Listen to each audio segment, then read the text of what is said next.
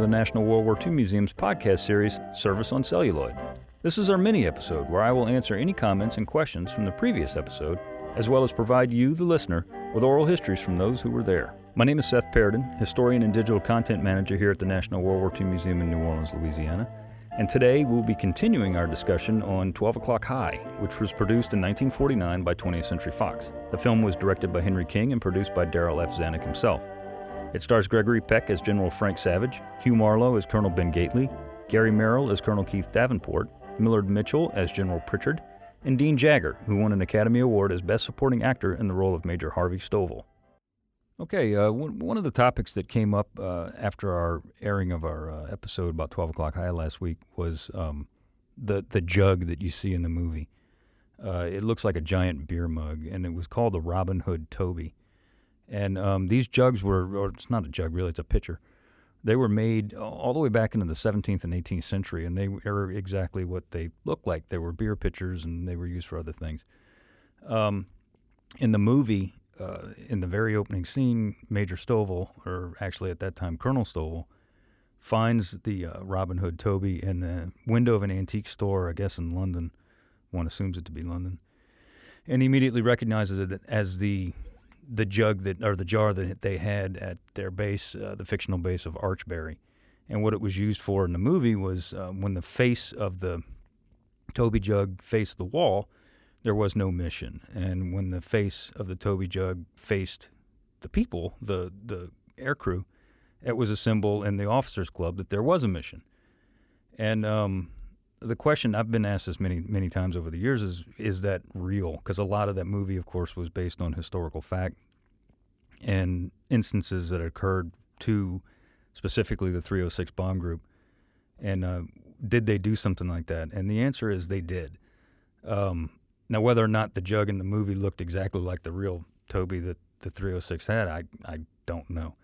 I was told by a veteran, one of whom you're going to hear from in the oral histories here, George Roberts, that it was similar in appearance, and it was in the officers' club, and it did that very thing. That the officers or the operations officer, and I don't remember who it was, would turn the jug to face the air crew and let them know that there was a mission ahead of them. So it's something that's kind of obscure, but it's really cool. It's a really cool artifact, and a neat little side bit to the movie. Again, there was a lot of real accuracy and real time. The stories in the movie are legitimate because they did happen in one way or another. Another thing that's in the movie, and you got to be quick to see it, but in the officers' club, towards the middle to the end of the movie, the camera does a pan through the officers' club, and up on the ceilings you'll see the names of French and German towns that the fictional 9/18th bombed, like Saint-Nazaire and Bremen and names like that. And how that was done is it's called smoking the ceilings. And again, this is something that was actually done at Thurley, at the base where the 306 was based. And the officers, I think it was the officers' club. I'm fairly certain it was. It might have been the enlisted mess hall, but I'm fairly certain it was the officers' club. They took candles and lighters and whatnot and essentially burned the names of the cities that they bombed into the ceilings of their officers' club. And that is something that really did occur. They show it in the movie very, very briefly. You got to be quick to see it. But that is something that they did. And when we were designing Road to Berlin here at the World War II Museum, in our Air War Gallery, that was one of the things that I wanted to encompass when I was in charge of. That was one of the many things that I was in charge of, was the set design. And if you look in there, when you go into our Air War Gallery in the Nissen Hut, if you look up at the ceilings, you'll see the names of targets that have been, quote, smoked, that were actually painted with a spray paint. And that inspiration came not from 12 O'Clock High, but from the 306, and it just happens to be in 12 O'Clock High. So it's kind of that's our tip of the hat here at the World War II Museum to the real 306 bomb group. One of the oral histories that we're going to hear from today is a gentleman by the name of George Roberts. George is a good friend of mine, and he was a radioman in the 306 bombardment group, which, of course, was the inspiration for the fictional 9/18th in the movie 12 O'Clock High. George served, as I said, as a radioman. in the 306th and the 367th Bomb Squadron. He completed his 25-mission tour, and he flew on several. Most guys in the 8th Air Force did fly, or bomber crews, flew on several aircraft. Memphis Belle is kind of an exception, although they did have some crewmen who flew on other airplanes too. But for all intents and purposes, guys kind of flew on whatever airplane was available, and George flew on a number of them, one of which was called Cavalier. Another one was called Rose of York, which was actually a very famous B-17. George really dives into the issue that the movie addresses constantly throughout the entirety of the film, and that's the morale, or lack thereof, in the Mighty Eighth in 1943. As I said, he flew with the 306th Bomb Group based out of Thurley, and specifically, as I said, the 367th Bomb Squadron, which nicknamed themselves the Clay Pigeons. And from that nickname, you can kind of tell that their morale wasn't exactly the highest on the planet anyway. As you recall from our main discussion on the full episode about 12 O'Clock High, by April 21st, 1943, the 306 had a total of 57 combat officers left. Those were 57 of the originals that were sent overseas and replacements. That's a 62% casualty rate. The 367th Bomb Squadron suffered a staggering 76% casualty rate. This is the squadron that George was in. After these massive casualties, the remaining 57 flyers in the 306 still had an average of 16 missions left to fly before they completed their tours of duty. So with that in mind, you can see why the 367th named themselves the Clay Pigeons and why morale was such an issue, not only in the 8th Air Force, but the 306 specifically at this time in the war. This is early in the war, 42, 43. George himself, he flew at a particularly rough time.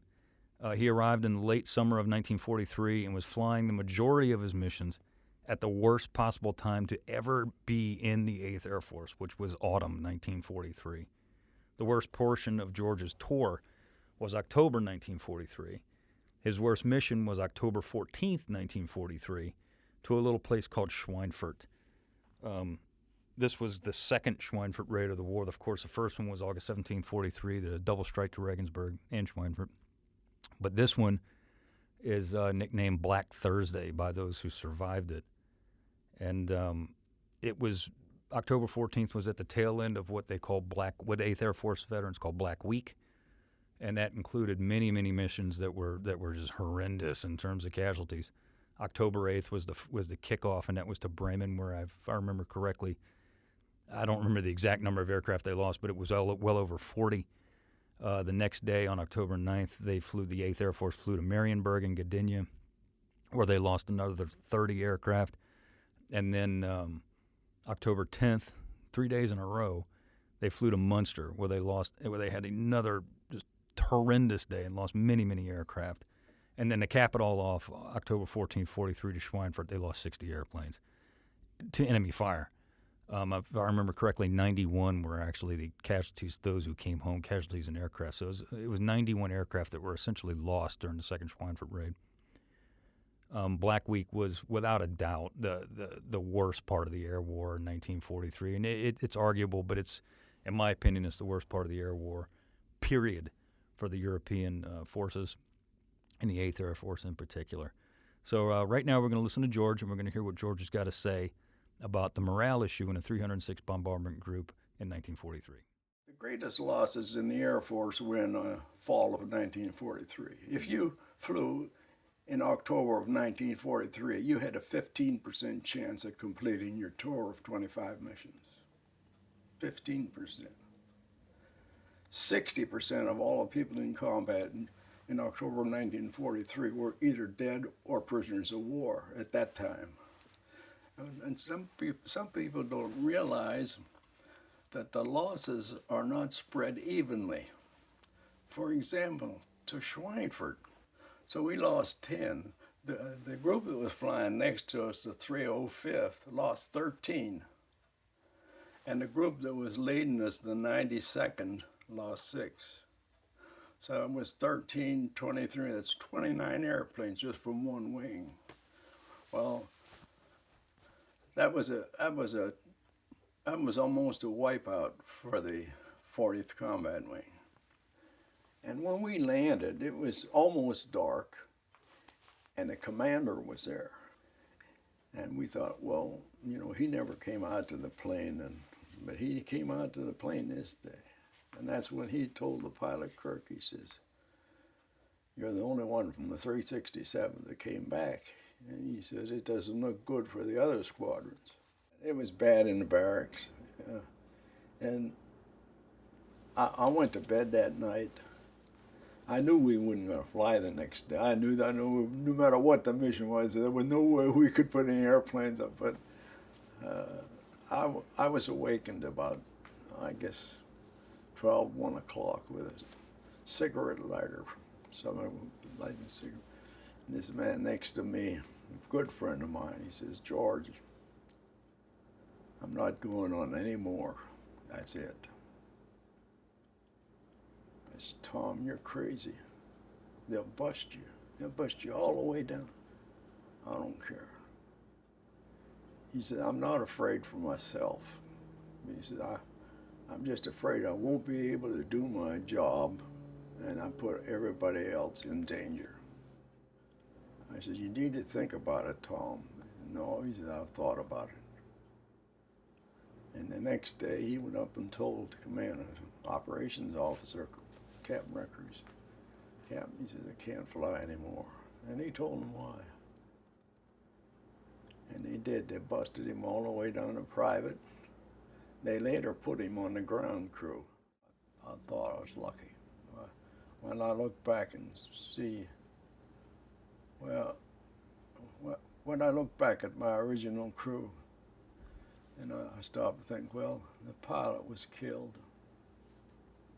When we picked up another pilot, he got the Purple Heart. The navigator was killed. The bombardier was killed.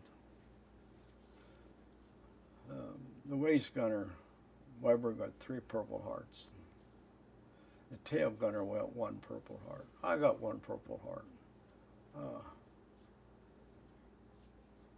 And probably around the last part of October and the first part of 43 and the early part of 44,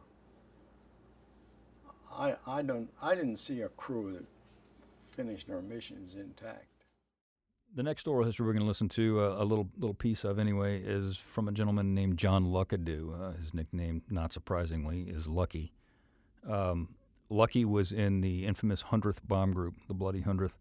He was a co-pilot and then later became a pilot, a first pilot, in a 351st Bomb Squadron. He also completed, lucky enough, to complete his 25-mission tour of duty and was one of the few original pilots of the 100th Bomb Group to do so. Among the aircraft he flew in was Sunny and Sunny 2. Those aircraft were named after his first pilot, Glenn Dye's nickname for his young son. John talks about German fighters, and he talks about the professionalism of the German fighters and how in 1943, 42, 43, and really even the early part of 44, before we gained aerial superiority, the German fighters were the biggest threat to the bomber crews. And not because anti-aircraft forces lacked in ability, far from it, but the German fighter pilots at this time were the best in the world. They really were, and there's really no arguing that. German fighter pilots, Luftwaffe fighter pilots in 1942 and 43, they were easily the best pilots in the world. And John puts it perfectly when he says that at this point in the war, the 8th Air Force crewmen were the amateurs and the Germans were the professionals.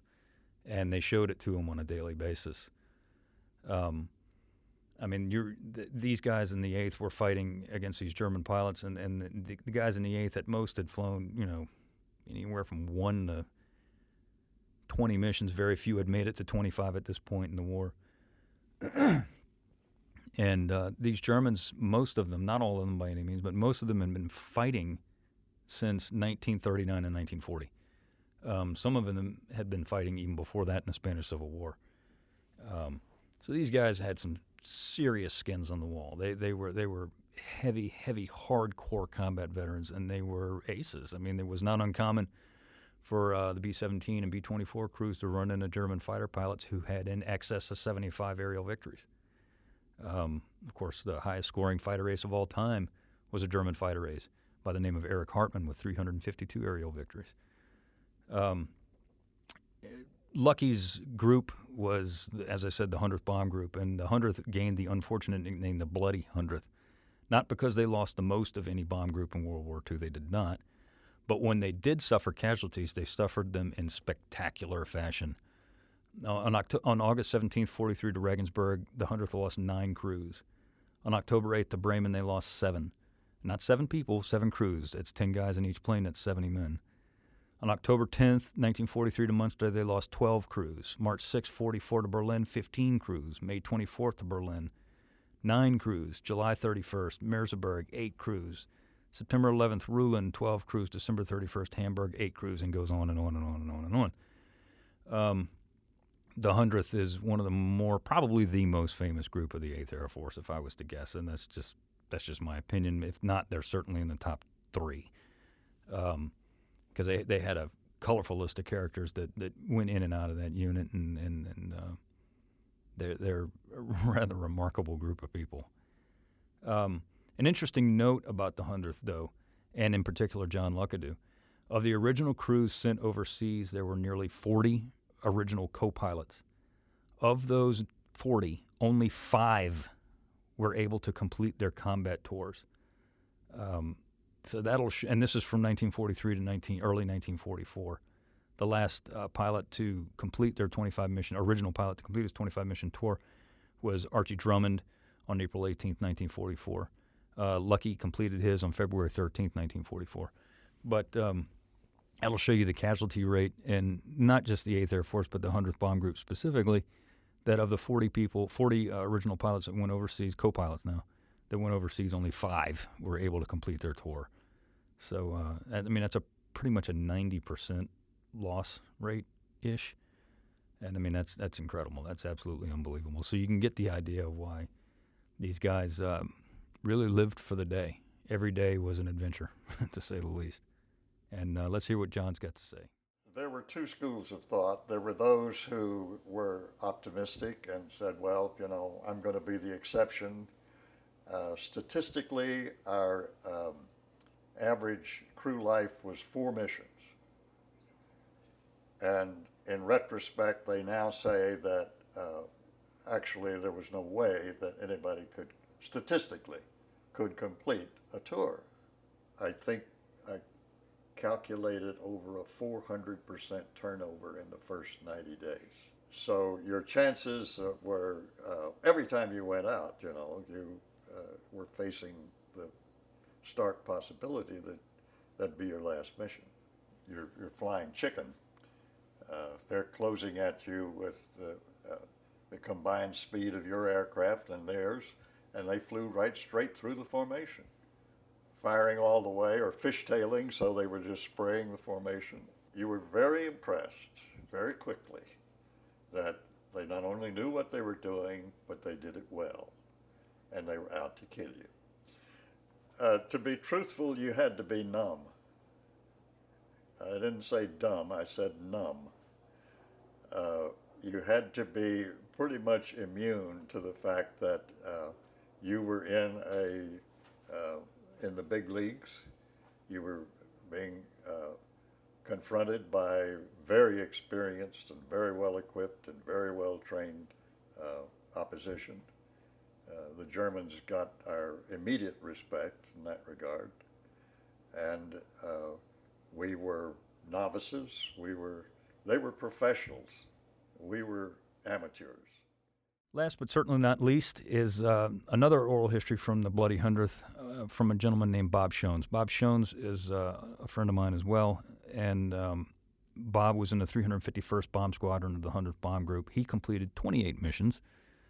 He flew a little bit later in the war, not too much later. He got there in October 1943, and by there I mean Thorpe Abbott's the home of the 100th Bomb Group in England. And right around January, I believe, they upped the mission tour to 30. And Bob completed 28 because he flew a couple as a lead pilot, and he got extra credit, if you will, for doing such.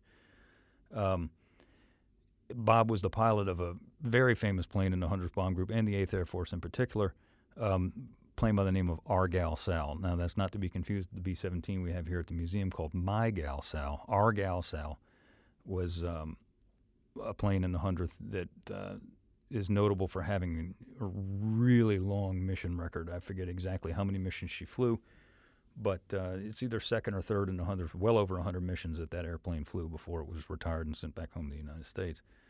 But Bob was the original pilot.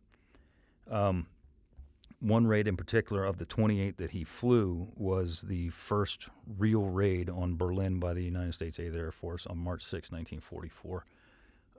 That is without a doubt the largest air battle of the war, even bigger than Second Schweinfurt, because the 8th Air Force lost 69 bombers that day. But what is unique about that raid is that it was not only was it the first successful large-scale American raid on the city of Berlin, German capital, but it was escorted all the way to Berlin and back by American fighter planes. And while that in itself is not necessarily significant because they'd been doing that since January, really December of 43, P-51s, P-38s, and P-47s, but this raid in particular wasn't necessarily to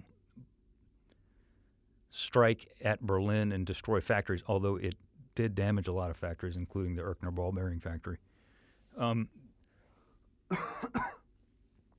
This raid in particular was used as a bait raid, if you will.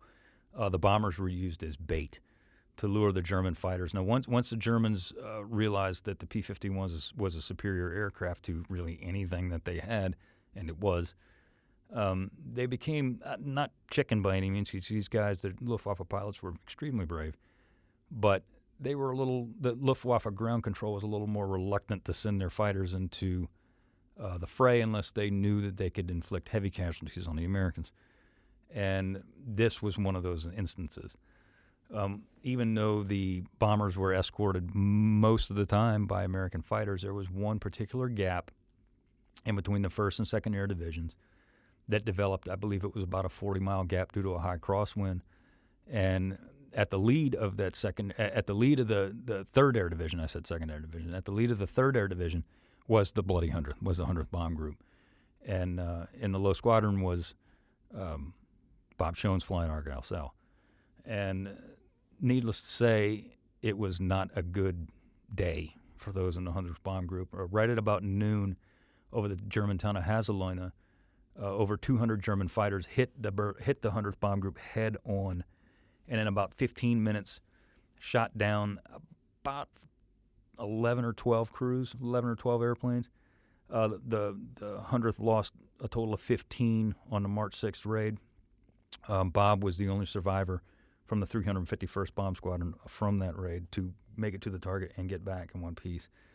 And in this short little clip, he talks about the German fighters and how he dealt with the loss of friends. Let's listen to what Bob's got to say. You just stand there and hang on. I mean, you grip the wheel, you've got to keep that thing right side up no matter what happens. And it's so fast. The point is, it's the speed. It's in today's world that we're going slow, but you haven't any time to think about it. They're out there and then they're through you. It's just bingo, just unbelievable. And they go, when I say I go by, they went right through us. I mean, right between airplanes, just zoom, zoom, zoom, zoom. Well, the first pass, they hit their high squadron. And when they're gone through, the high squadron was ultimately gone. Either shot down or fires or something, the whole damn squadron's gone. I guess you get, after a while, didn't take long, you kind of shut out who's in those airplanes. You don't think about there's 10 guys there, you just say, well, there goes another airplane. You can't dwell on it. You can't do that. If you start doing that, you're going to be in a loony bin.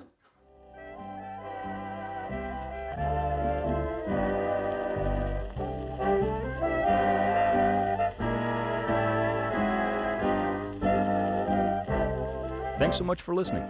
If you'd like to hear the complete oral histories you heard today, please visit our digital collections at www.online.org. You can follow us on Facebook, Instagram, and Twitter at Service on Celluloid. Be sure to rate and review us on iTunes if you like what you hear. I'd like to thank everyone who made this podcast possible, our producer, Tessa Jaeger, and our sound engineer, Jeremy Burson. This has been a production of the National World War II Museum.